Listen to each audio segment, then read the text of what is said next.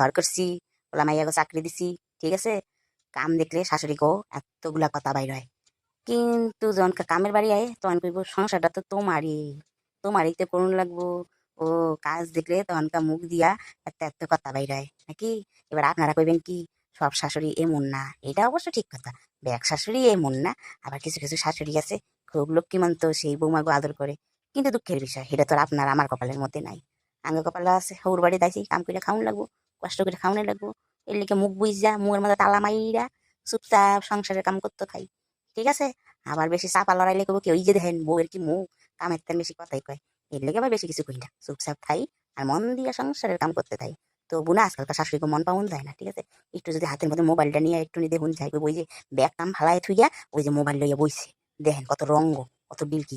আর শাশুড়ি মা আমার কিছু কিছু শাশুড়ি আছে দেখেন গা, বৌমায় ভিডিও করতেছে, ক্যামেরার সামনে নাচতেছে, শাশুড়ি সুন্দর করে মোবাইলটা ধরে খাড়া হয়ে রয়েছে।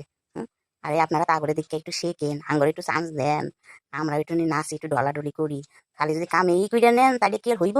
কোন চাই আপনারা?